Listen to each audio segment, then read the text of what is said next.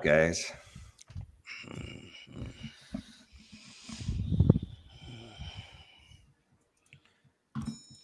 Welcome to Office Hours. This is episode 7 of our ongoing series of wasting time talking about PKI.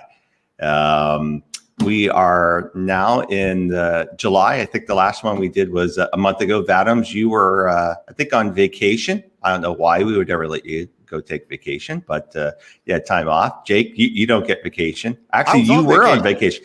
You were on vacation and right. You still connected. Vadams was like, no, I'm not going to connect at all. So welcome, everybody. Welcome to Office Hours. If you haven't connected before, this is it's pretty much just a waste of time talking about PKI. We're here to kind of take your questions, talk about what's happening in the world of PKI. There's no slides, nothing fancy, no decks, no formal pitches. We don't want to sell you anything. In fact, we don't have anything to sell, right? Only a payment form. Well, welcome everybody. If you haven't gotten a chance to say hi in chat, let us know where you're from. We'll be running the Q&A the whole time. So if you got particular questions or something you want to add in there, go ahead. See some familiar names, some new names. So welcome back to everybody. And we've got a few interesting things to chat about today, as well as finding out what everyone's up to. We've got a few things that we've been working on, and some questions were sent in ahead of time. If you're ever interested and you need to send some questions in, we're always available ahead of time. You can email any of us. You can get us on social media.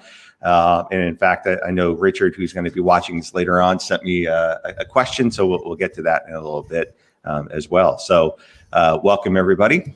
Well, why don't we kind of just jump in and talk about some interesting things. And Jake, you and I were talking about this just earlier today. We were talking a little bit about the NPS. So there's in Azure, we had a customer that was talking a little bit about a need to set up. Well, I'm just going to let you talk about it because I'm thinking old school NPS kind of stuff, but all kind of came back to a new Azure service, and the default approach was doing self-signed cert. So why don't you tell us a little bit of what that was? Yeah. So we had a client that wanted to utilize. So the end goal was two-factor authentication for the remote desktop gateway through Azure, and Microsoft offers some canned scripts that will generate a self-signed certificate, and then ends up using that certificate to enable the two-factor authentication, and the client wanted to use internal certificates rather than these self-signed. So why would you ever want to do that? Well, self-signed certs are great, right? Yeah, the best thing ever. Yeah. But the so there's no guide from Microsoft on this, and they say it's possible, but yet they don't list any guidance around actually doing it. So kind of looking how they were generating their self-signed cert, talking to Vadams on the best way to gather the information out of the store for certificates we'd already requested, creating the template. A lot of what their script was doing was granting permissions to the private key to the network service. So we were able to create the template to do that. So just simplify the whole process. And we actually tested it yesterday and it worked. So that was a good thing. And you and I talked it. Maybe it's something that I will document, since there is no documentation out there right now for Microsoft to do it. Yeah. And we know nothing about ever documenting stuff that Microsoft or anyone else has never figured out how to document. And if you don't know, Jake has a very long, notorious list of things to blog about. I do. If I would just take you off of like doing customer work and just like let you write, you could probably do a book. Although I hate to mention that word, but you probably have a lot of stuff you could get to. I just need to work Vadams hours, and then you have like a whole nother shift after you're done to work on your own PKI stuff. But I need to sleep, and I guess Vadams doesn't. Yeah. Well, that's always an interesting one because on the NPS side of stuff, you even kind of commented that it's not necessarily an area that we've dealt with before. This Azure NPS thing, and there was no documentation, but we kind of know the certificates, so you were kind of able to figure out what this thing was doing, and I know I come across that quite often of. I don't know what this particular appliance or this thing is, but I'm going to infer something and figure something out. So that's pretty cool. Yeah, some of the same limitations that you used to get with when we were talking about radius, like if you have a shirt left over that's expired, it throws everything. Even now with Azure, the same old gremlins are still there. So you still have to keep it clean, and all those things that you'd think over time would kind of be able to be dealt with, but it's still the case. All the bad stuff comes forward as well. Yeah, exactly. Well, I could probably take this opportunity as a shameless plug to publicly let everyone know that Jake has been promoted to our lead PKI consultant. It's not just because of the NPS thing, but maybe it was. So your promotion pretty much hung in your ability to figure that thing out. So congratulations on that. Thank you very much. Does it feel any different being the lead consultant now? I keep waiting for my automatic Red Bull supply to kick in. But it's not. I haven't seen it yet. Jake is pretty much body by Red Bull. So it's pretty much the cheapest thing that I could give him as a reward. I think actually you said I could stop paying you and just send Red Bull. Me, my wife, that's not gonna fly with her, but for me, yeah. Well, you just need to get your wife on board with that. All right. Well, I thought that the other thing that we could do here is, since Vatums is such a great sport and loves spontaneity, I thought maybe we could play Get to Know Vatums. Yes. So, yes, let's do this. And I know he's going to be super comfortable with it. So I think Vatums, there was an interesting thing you told me maybe last week, because we were talking about how hot it is where you live. And this is not a setup for a joke of how hot is it. But you mentioned something about where you are, that you're north of the Arctic Circle, was it, or something like that? What were you telling me about how far north you were? No, I'm north than most of Canada. Wow. Like what part of Canada are you not north of? Like Manitoba, kind of like Newfoundland kind of stuff? I think just below than Alaska. Wow. And we'll go ahead and set you up for the how hot is it? How hot is it right now, Vatums? Right now it's about 28, but today it was 33. 33. So just about 92 degrees, and you're pretty much north of all of Canada. Yes. So I'm going to guess things like air conditioning and fans don't really exist there, because it probably doesn't get that hot. Yes, I have mobile, but it barely works in such heat. Yeah. Well, we had record-breaking heat here in Portland last week, 117 degrees for 3 days, which is about 47 degrees Celsius for 3 days. And we have air conditioning, and it was a bit like being on Mars, and it was not pleasant.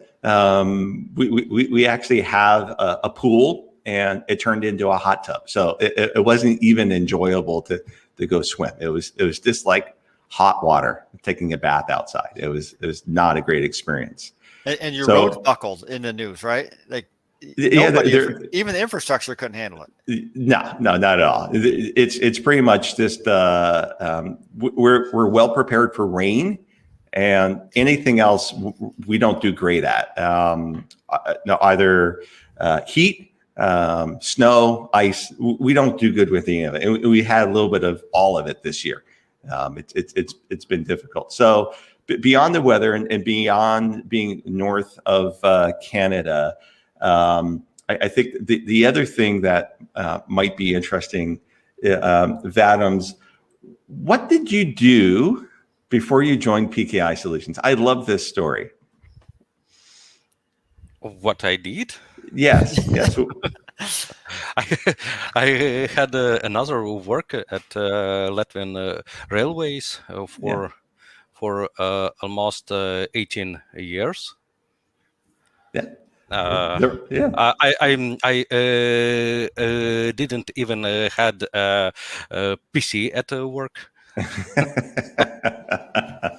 I love this idea of your skills being completely wasted and not being taken advantage while you worked at the railway. But it's certainly great to have you on board with us.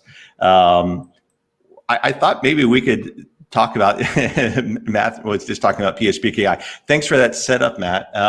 Actually, Vadams, I thought maybe you could chat a little bit. You just had a blog article on this, but you just did an update on PSPKI and RDP certs. Could you talk a little bit about that?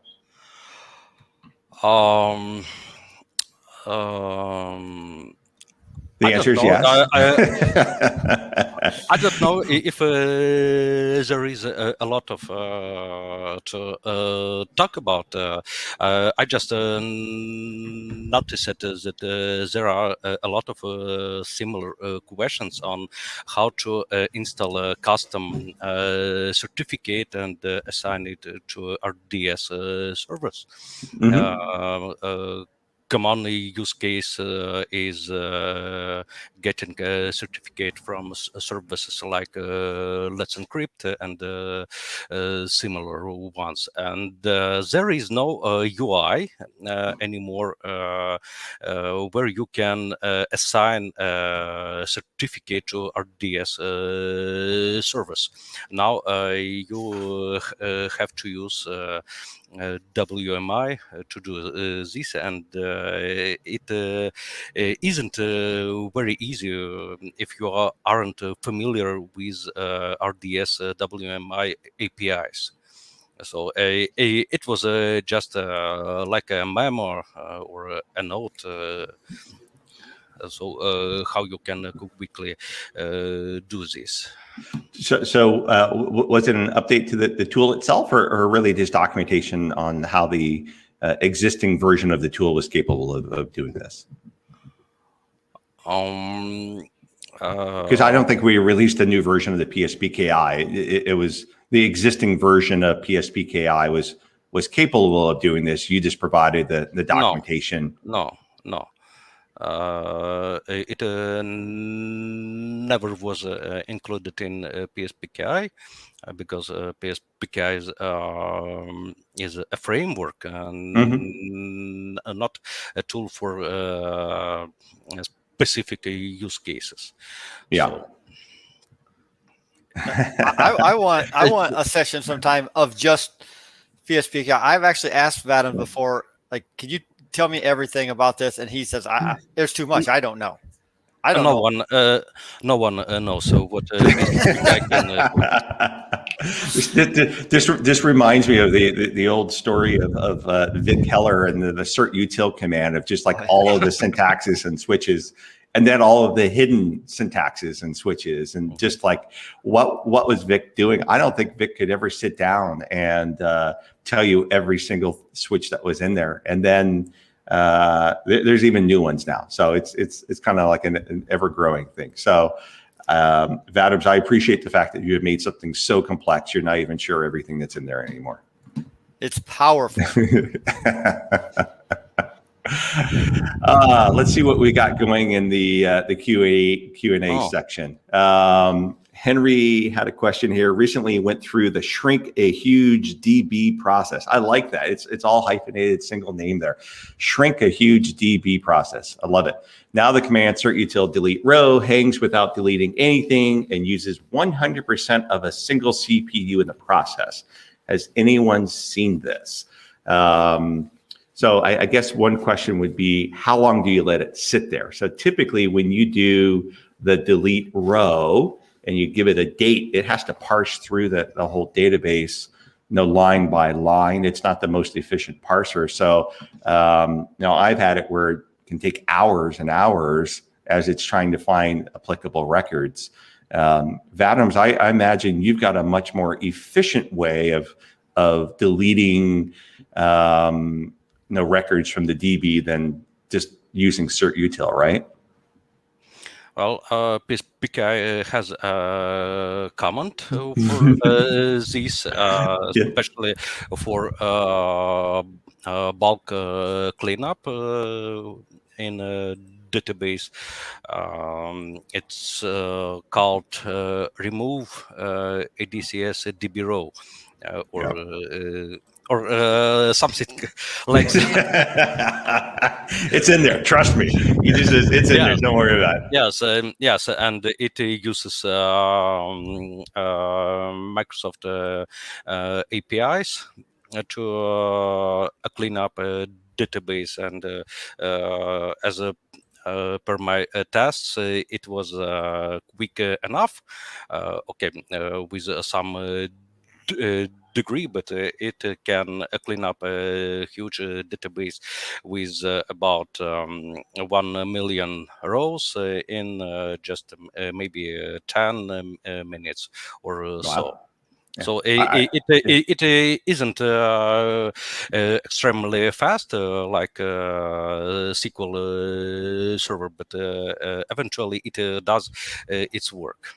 Yeah. The other approach I've seen, it's not as elegant. PSPKI is going to be just a much more straightforward way to go.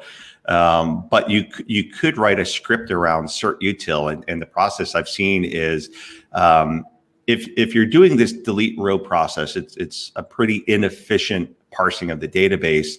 A faster process, and this actually came from a customer that we worked with many years ago. He sent me the result of his efforts, and what he did is he actually dumped a list of all the cert request IDs that he was interested in. So essentially all the failed requests. So it's much faster to get that list. And then made individual cert util delete rows with a specific request ID, which was essentially, now here's 100,000 ones I want to get rid of.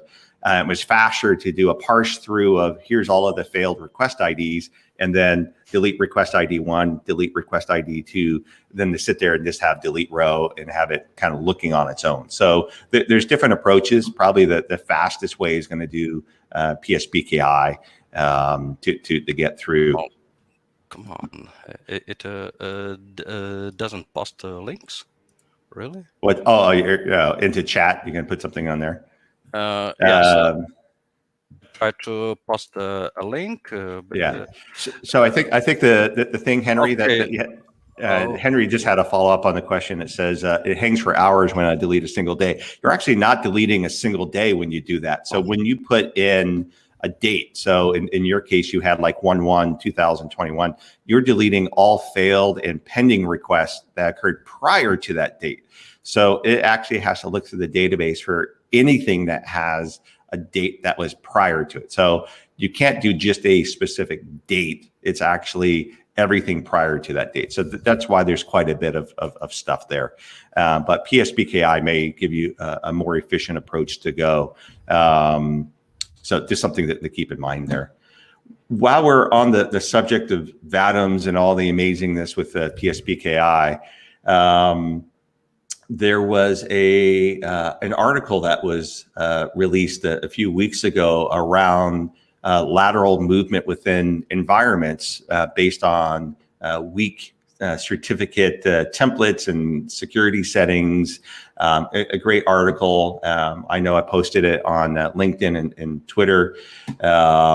So if you haven't seen it, you could check out the links there. But one of the interesting things here is Vatums, you had been contacted kind of early on as they were working on building a PowerShell tool to do some of the PKI auditing that wound up kind of being featured in this article.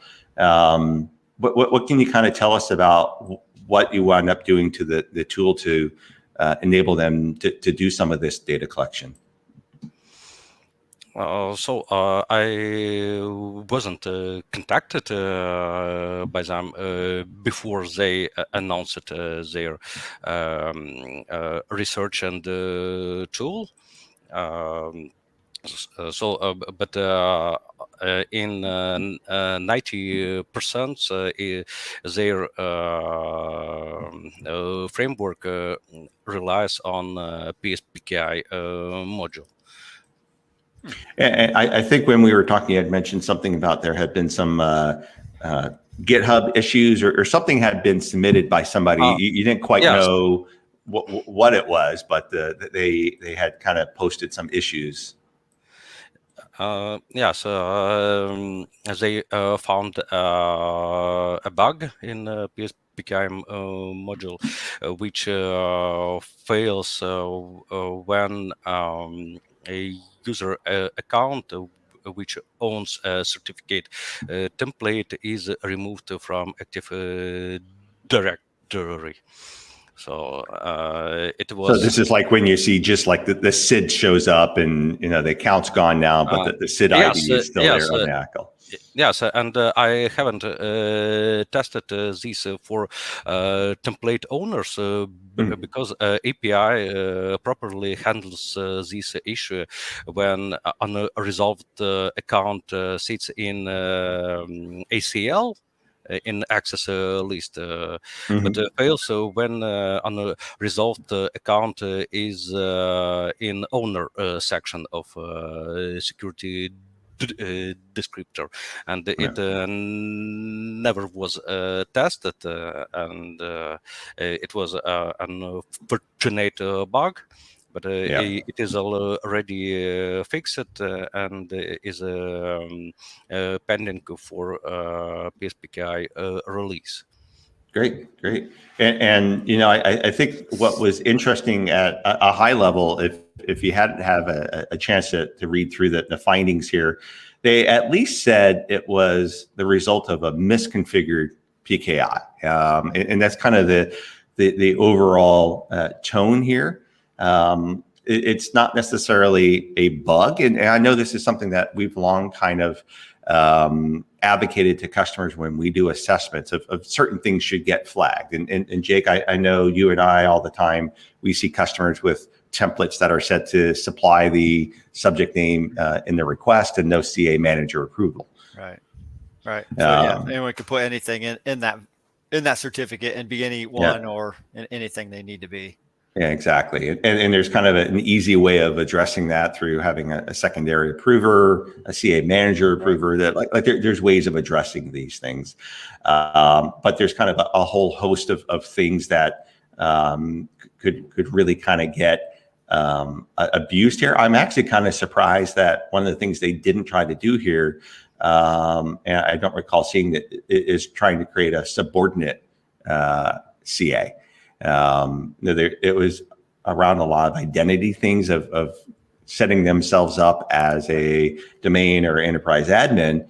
Well, you can almost kind of take that a little bit further and then go on to say, well, here's how you could then cover your tracks, set up a subordinate CA, remove all the info from AD, and then no one would even know that you had created these certificates yourself. So a really interesting read. It's something that I've long kind of been a advocate for making sure customers are aware of what some of these security implications are when they allow supplying SANs outside of requests and those types of things.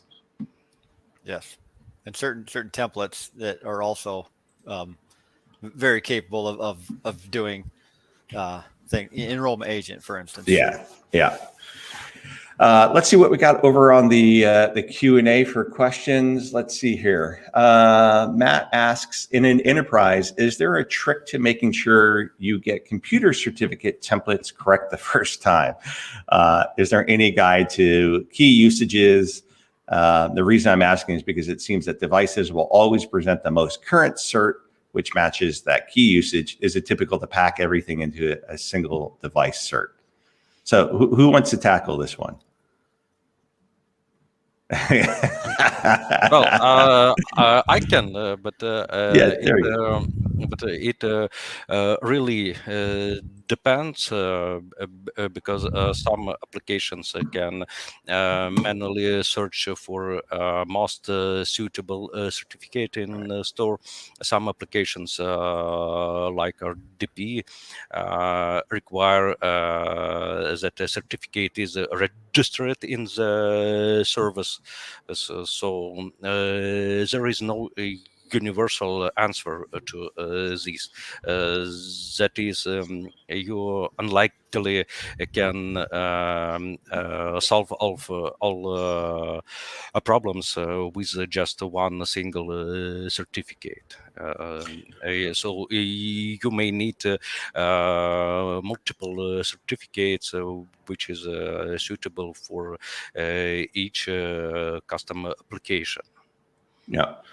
And that's kind of the juxt of most questions that customers will ask of, hey, we just bought the Bob 5000 appliance. What kind of cert do I need? Or no, what is the proper thing? And there isn't a whole lot of magical basis to go to. It would be interesting to maybe have like a handy reference for what ideal certificate templates would look like for, say, a simple Wi-Fi or a VPN cert. But there's a lot of variations from there. That's the thing. And what we find, and I'm dealing with this very thing right now with a client, and the problem is all the use cases that had gone before the current one, they've already rolled out certs, so they might be there. And a lot of times there's not great communication on what's already out there.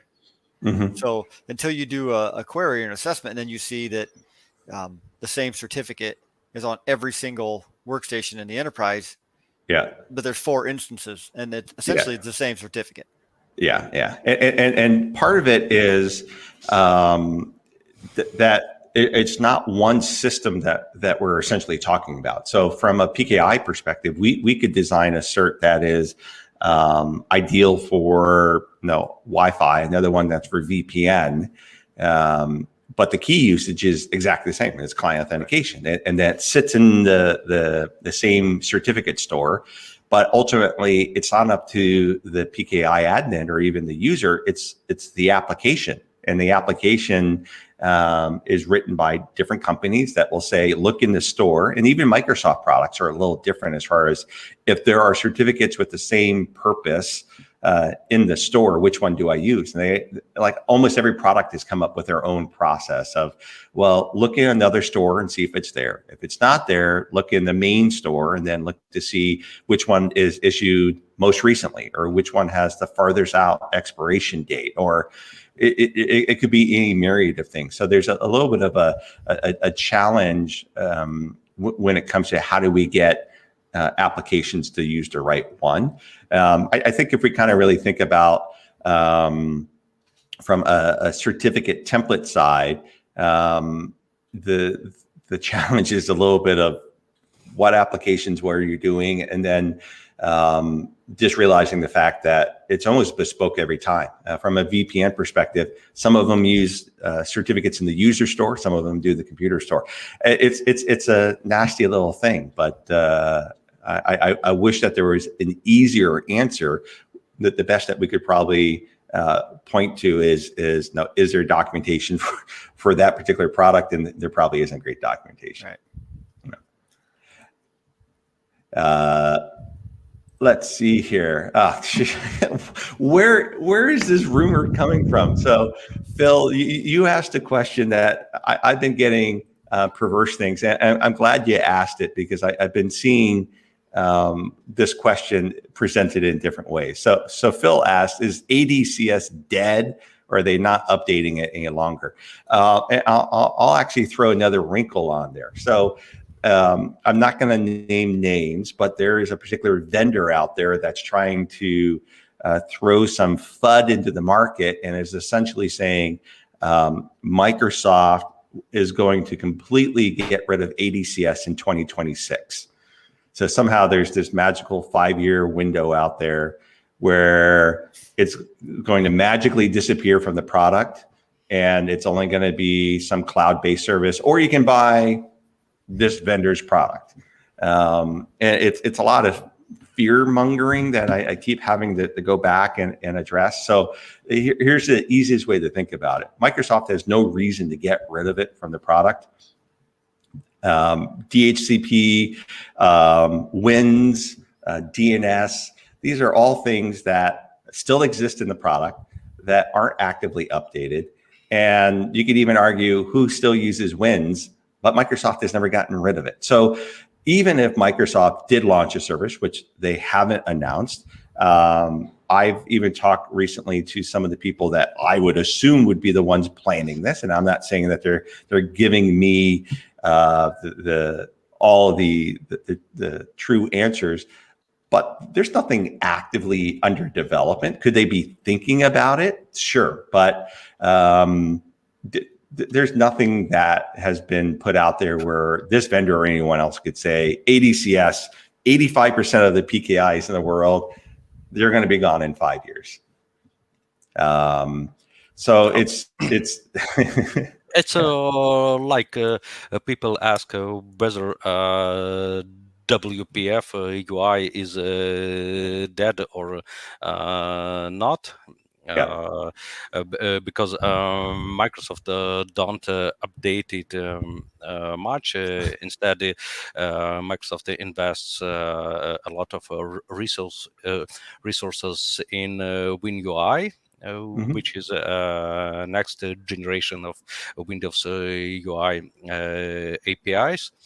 But ADCS, like WPF, are major products. They cover more than 90% of client requirements, and there is no much reason to introduce updates and bugs.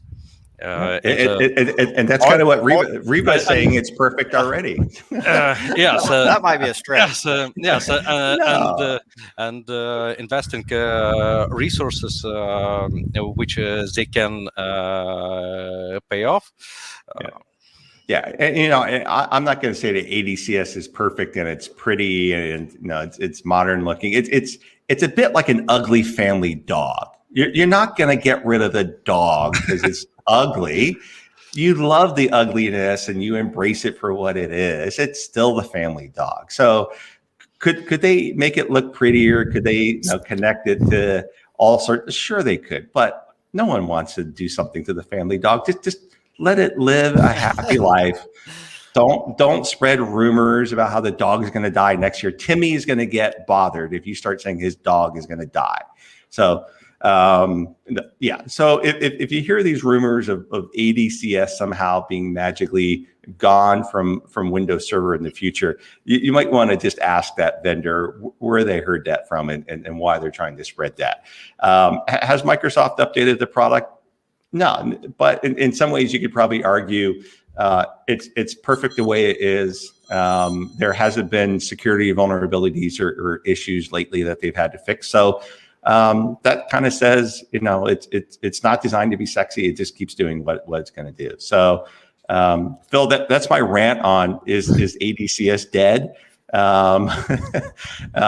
We could certainly try to bring Paul Adair back on and grill him on when things are going to change with ADCS. But I think I've irked him enough. He doesn't respond to my emails. Or it could just be that I keep giving him a hard time and he doesn't want to talk anymore.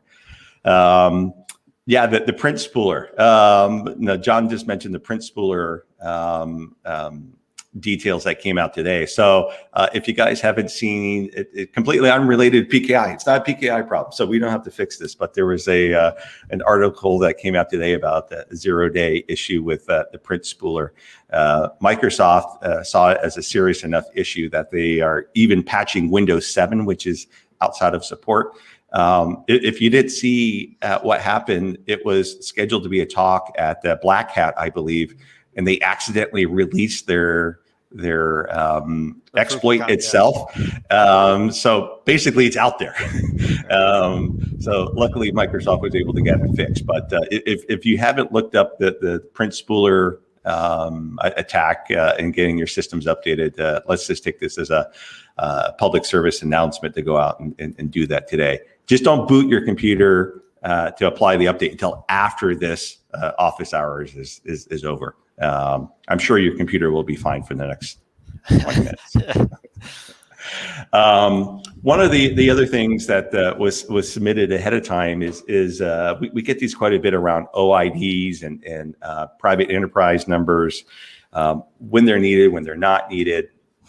And just by way of background, if you go looking through most certificates, a lot of things are referencing a numerical dot notated number, and Microsoft does this for things within certificates, and then we have things like key usages, and you'll often see it like 136141 something. If you stand up your own ADCS in Active Directory, there'll be a nice super long number that's created dynamically for you. ADCS does that based off of your Active Directory forest GUID. But essentially, there's certain things that have to be encoded in certificates. Some of them are standard, like key usages, server authentication, the world around, and it's denoted with a particular OID. But when there's custom work, and Jake, you're doing this with a couple of customers right now of doing a certificate policy and practice statement. There may be some things that the organization wants to be able to denote uniquely. So that's kind of where a private enterprise number or an OID comes up, and we have conversations with them about that. Right, and the way to link it all together. And I think the biggest, like, to the questions that we get about, do I need one? Probably not. In most cases, they don't. But in cases where they do have a certificate policy and we want to link or create a link to a certificate policy to a issuance policy in our certificate, then we can use it there. That's where it comes in handy. And when I did some research and did a blog on this a while back, it's interesting to see how fast it has ramped up and how many have gone out. So you can always tell Microsoft, because there's instance they were the 311th to get one. And I think we're up to 58,000 now. Mm-hmm. Yeah. The IBMs were like 20 and whatever, yeah, exactly. Yeah, it's now long enough that I know when I go look at the list from IANA with Chrome, that the page pretty much times out.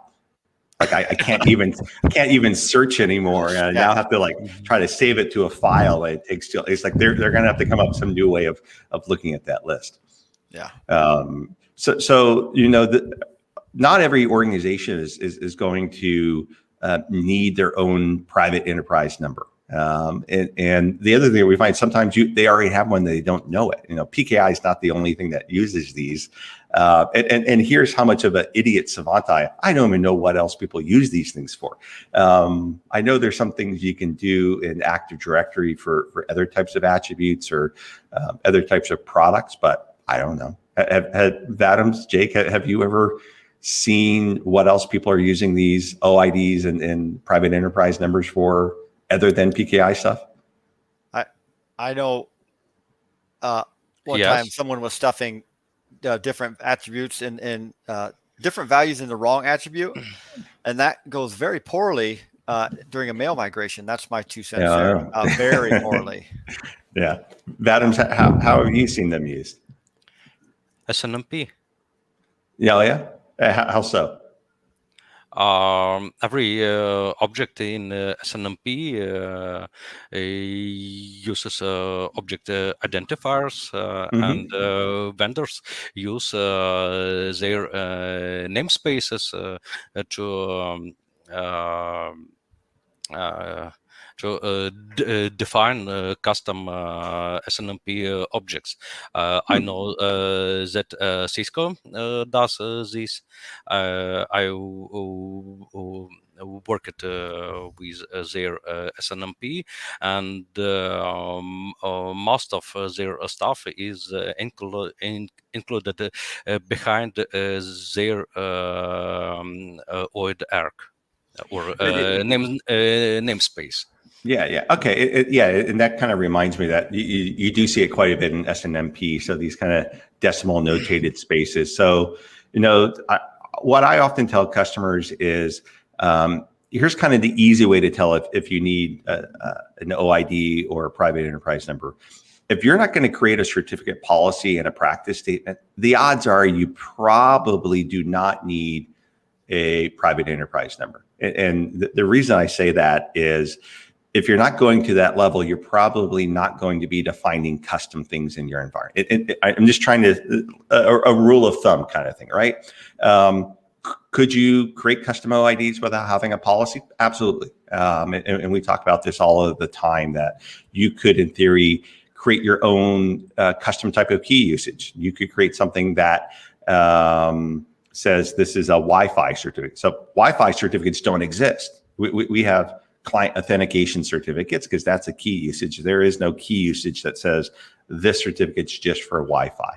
You could certainly, in your own environment, say, I'm going to create a new key usage. I'm going to call it Wi-Fi. I'm going to give it some OID number that's within my private enterprise space.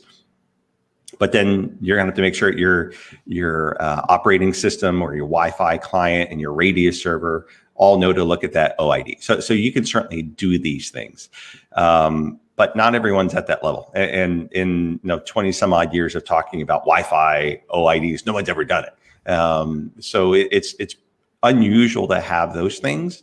So the reason I kind of say, if you're going to create a certificate policy, you may have a need, because oftentimes we'll put in an OID on the policy itself.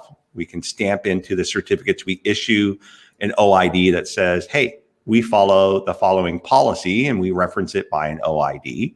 And then inside of the policy, we may create issuance levels of, hey, this thing was issued face-to-face, this thing was issued automatically. And that's an interesting thing we get in the security space, in that when you look at a certificate, you don't know how it was issued. You don't know if somebody sat down and had to show their birth certificate and a passport and prove who they are, and their mom came along, or if they went to a website, clicked the button, and they got a cert. The cert looks the same in the end. So private enterprise numbers, it doesn't hurt to have one. You can get one for free from IANA. Usually takes a couple of days. Jake, have you been through it lately? Has that time frame changed at all? It's under a week. I think they give themselves 4 weeks or something like that when you sign when you request one, but it's surprisingly fast given how fast it's grown. Yeah. And then the other approach to go is you can go to Ansi. I don't know what Ansi charges. I've never had a customer choose to go that way, but I believe Ansi will only give you a number if you're an Ansi member, and have no idea what that costs nowadays. But there's different ways of doing it. Vadams, anything that you want to add to the subject of OIDs, private enterprise numbers? Oh. I love this guy. I've got another area for us to chat a little bit about. Let's see if we've got anything sitting in our Q&A to go to. I saw one question here that I liked earlier. All right, Matt, thank you for these questions today. Matt asked, in a new internal PKI, would you recommend setting up OSSP? All right, I'm going to throw this out to both of you guys, and I honestly don't know how you'll answer. Vadams, what are your thoughts on, should an organization use OSSP if they're setting up a new PKI internally?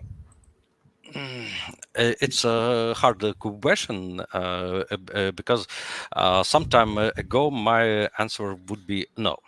As long as your CRL isn't several max in size, you certainly don't need OSSP. But recently I discovered that some applications completely drop a support for OCSP. For CRLs and rely only on OCSP, and they even don't include request module. They rely on stapled OCSP in TLS handshake. And if there is no OCSP, they immediately report offline revocation. Yes. All right. So it depends, but I think Matt wants an absolute answer. So yes or no? Yes, you would do it, or no, you wouldn't do it. Maybe yes. Okay. OCSP doesn't cost much. Yes. Yep. Okay. All right. So we have yes. Jake, what's your thought on this? Kind of like Adams, I always ask what they're doing in the environment. Again, if this is a brand new environment, or if no one's doing any revocation for the most part, or not a lot of it, and the CRLs are small, then sometimes it's more heartache than it's worth. And I would say half the clients I see with online responders are always red. Like something is always not working. Usually it's a simple fix, but I don't know. It's tough. If I didn't have a hard requirement that I was supporting an application that required it, in most cases, I would say no, it's probably not needed, and especially in small to medium. And it is such a nuanced thing. Like sometimes I wish I just didn't know the underlying things, and it's just like, oh, OCSP is new. Let's just do it, and we're all good. And then you kind of get to peel back the curtain, and you kind of see the weird stuff that is really going on. And well, I don't know if this is really going to give value. And for me, it's a nuanced answer as well, simply because it depends on what you expect it to do. Like if the question is, should I deploy it or not? Then sure, it's not going to hurt anything. But is it going to do what you expect it to do? No. Are you doing it because you think you're getting real-time information? No, it's like, oh, I revoked something and I'm immediately going to see it. Nope, OCSP is not going to do that. Is it going to make all of my applications faster, sexier, easier to use? Probably not. But you never know. So it's one where if you go into it knowing what you're going to get out of it, then sure, it doesn't hurt. But there are some times where, for instance, if you're aware of the fact that you can now do deterministic responses, meaning one of the cool things about OCSP is it has the advantage over CRLs to be able to tell when something is a fraudulent certificate. So CRLs can only tell you that something's been issued and then subsequently revoked. There's nothing that you could tell by using a normal certificate if it is fraudulent, meaning it didn't come from your CA or it came from a copy of your CA's key. You can certainly configure OCSP to do that. We have information on our site on how to do deterministic responses, but then is the software going to do anything about it? So will your appliance, your Cisco, your Bob 5000, will your Linux system care that it gets a response back saying this is a fraudulent or unknown certificate? It may not. So we really have to be much more nuanced there. And Jake, I know we were just talking about another project today where it's kind of like, it's not black and white. The answer isn't always push this button, do this thing. And frankly, if it was, we probably wouldn't have a business. If PKI was as easy as we would all like it, I'd probably be out like digging ditches and, drinking Coors Light. I don't know. It's certainly, it's one of those places that is incredibly complex and incredibly difficult to have absolute answers on. We just had a question of, should we do OCSP, yes or no? And the three of us can't come up and say, yeah, absolutely not a problem, do it. I don't know if there's even something that we could all agree on that every PKI must have. Given some of our meetings in the past, we don't always agree. And that's a great thing. I love the fact that that oftentimes we'll have a conversation and we wind up kind of coming out of it. Well, oh, okay, that's a different way. And this came up recently, Jake, and you kind of shook my world a little bit in the PKI sense that, I've always been a little bit of an old school when it comes to things like root and policy CAs, that those things are always offline. The whole point of a root CA, keep it isolated. It's my one known point of truth that something happens to my network, I can go there. My policy CA's job is to restrict what happens below it. And then all of a sudden companies go out and they start buying these TLS inspection appliances and VMware, and everybody wants to be a subordinate CA. And in one case, we have a customer who has to jump on a jet and fly to a data center just to create a certificate for some subordinate appliance. And Jake goes, well, Mark, what if that policy CA is online and we protect it with an HSM and we use a card set? And I'm like, I don't know. Like you changed my world with that one. I won. No, it's not one. This is not like you win, I lose sort of thing. Yeah. No, this is like, it becomes nuanced. And I'm like, right. You're right. We've already restricted that policy CA way down because we wanted it to make sure that these appliances were doing specific things. And you're like, hey, if it's on the network, we've got HSMs with card sets. And the CA really can't do anything unless the remote admin cards are put in. And if it is compromised, it's greatly reduced as far as what it can do. So it's not like a normal policy CA that's doing other things. And I said, as long as the customer is kind of aware of what they're doing, this is like one of those pragmatic decisions. Right. We can't expect a business to work with offline systems on the other side of the continent when they're dealing with this quantity. When it was, hey, we're standing up to issuing CAs and every 5 years we'll have to go out and renew them. That wasn't a big deal. Okay, every 5 years you got to jump on the jet, go out to the data center and do a renewal. Well, COVID has kind of changed our way of thinking as well. Just getting people, even in the same city, together. It has been a struggle to do that. And for those cases, that policy, I've started calling it almost a 2.5 tier rather than a full 3 tier, because we're not issuing our CAs off of it. It's just these certificate manufacturers that the term you use. And Phil's kind of like, yes, everyone wants to be a subordinate CA. I think it's the easy way out. It used to be, you got to integrate with the CA, you got to get enrollment. And then it was like, okay, what kind of PKI do you have? And people would have bad PKIs or good PKIs. And, did they have NDIS? Did they not have NDIS? So I think a lot of these device manufacturers like, all right, we've had it. We're just going to do it really insecurely.